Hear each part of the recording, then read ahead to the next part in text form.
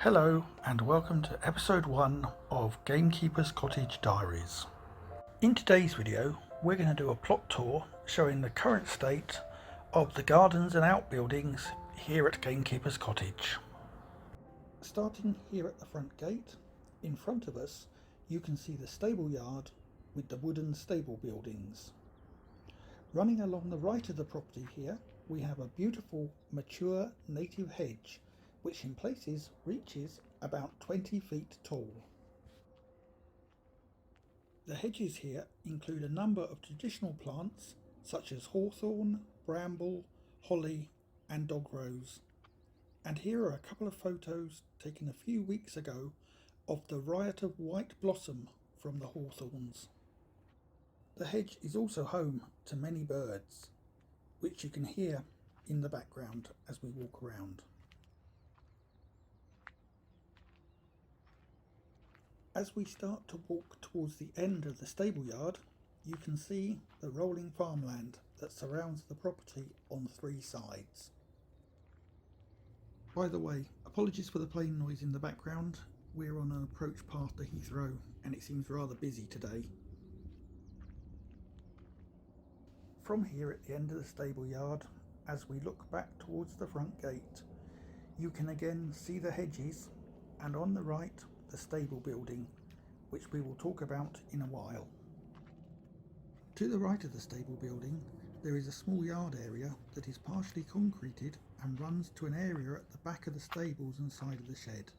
This area needs a massive tidy up, although we have already removed some of the dead trees. The area is large, but we aren't sure what we will do with it yet.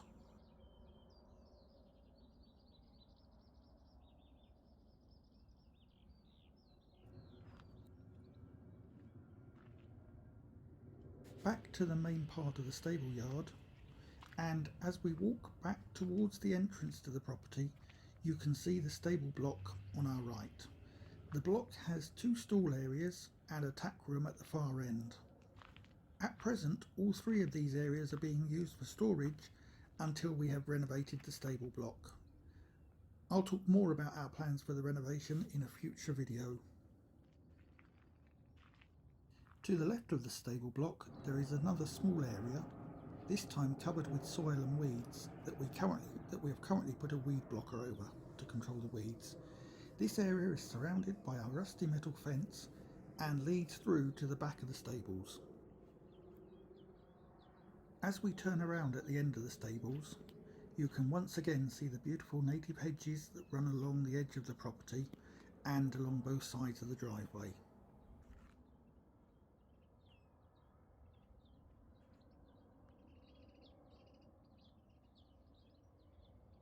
As we start to walk along the left side of the stable building towards the house, you get a better view of the area at the side of the stables, as well as the state of the wood on this end of the stable building.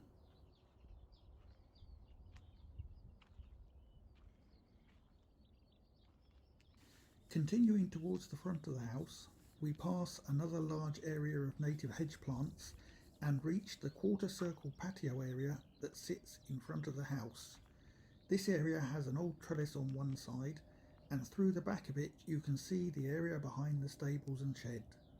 You can also see once again how tall the hedges are.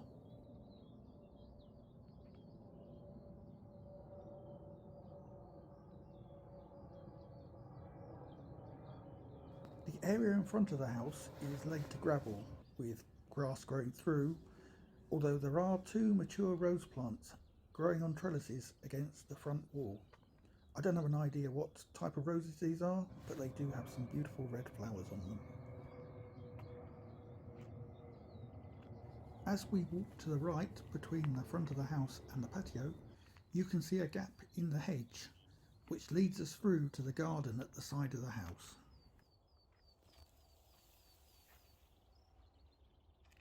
This first area of the garden proper, which sits in front of the shed and is mainly laid to poor quality grass with an overgrown border running along the side of the house, and also a large bush in the middle of it, also has the new wooden fence running along the right hand side.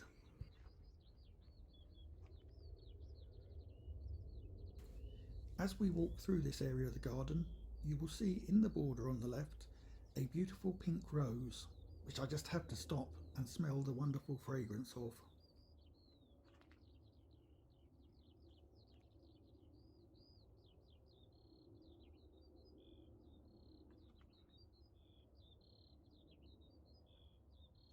As we continue through this side garden area, we eventually come out into the main back garden. Here you can see the wooden fence continues along the right hand border and then all the way along the back border of the property.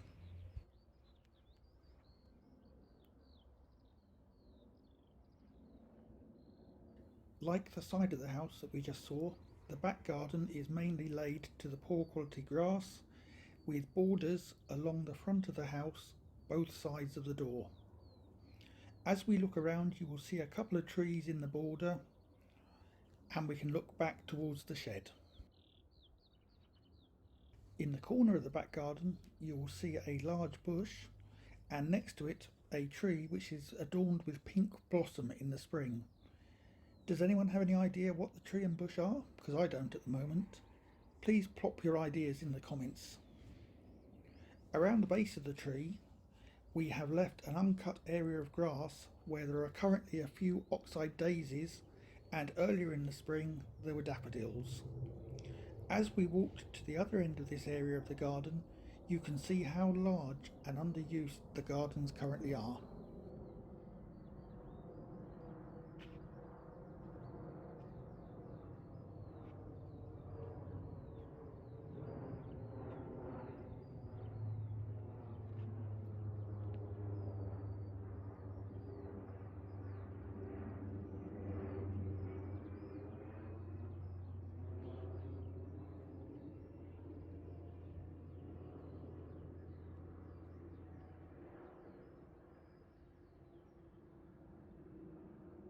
On this side of the garden, there is another quarter circle patio area surrounded by overgrown mature hedging. Looking back into the corner where some of the hedge has already been cut back, you can just see how far the patio goes. As we leave the back garden and pass the hedge, we enter one of the best features of the property, a whole extra garden area that contains an orchard as well as space for a large vegetable area. Immediately to our right, you can see an old greenhouse which, apart from a couple of broken panes of glass and the hedge covering it over, will be usable. There is also an apple tree that currently has vine leaves growing all through it.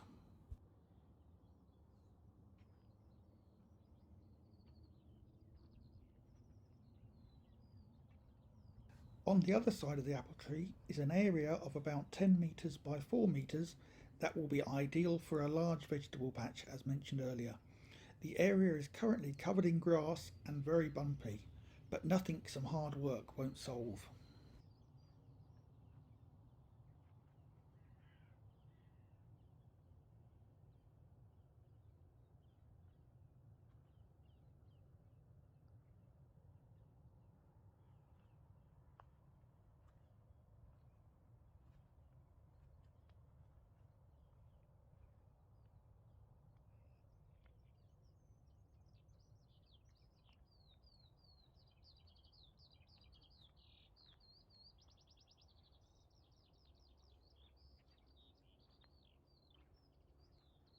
This is not the end of the surprises that the garden holds though.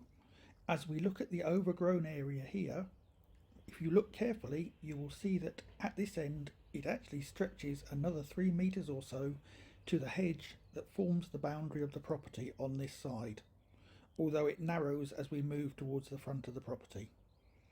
This area contains 2 or 3 apple trees, although one of them is sadly dead.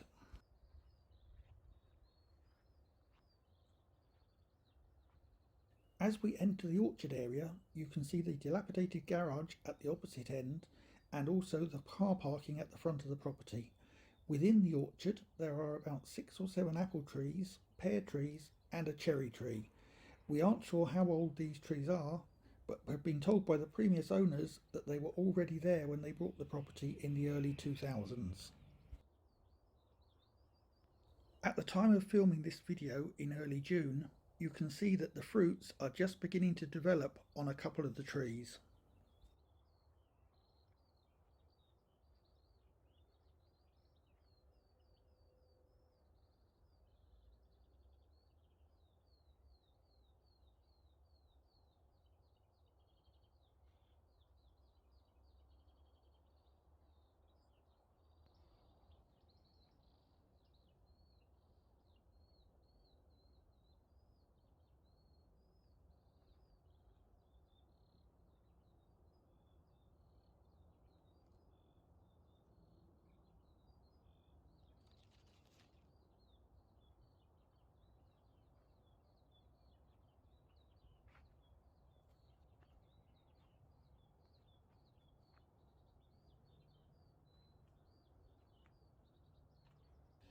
Leaving the orchard area, we take another look back towards the vegetable garden and across the back of the house before turning right along the side of the house next to the oil tank. Here again, there is a small border that is currently very overgrown. Eventually, we emerge back out onto the front parking area.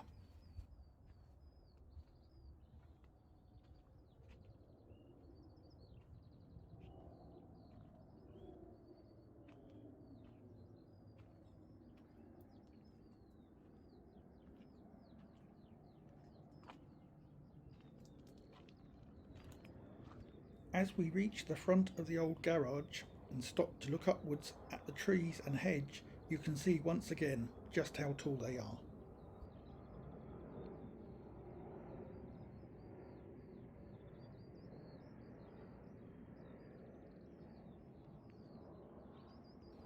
Continuing on past the garage and the hedge, we find ourselves again back at the front gate and the end of the tour. All that remains is for me to thank you for watching and ask that if you enjoyed the video, please support the channel by liking, subscribing and commenting. In the next couple of videos, we will look at some of our plans for the property and also have a look at some of the plants that have been planted during June.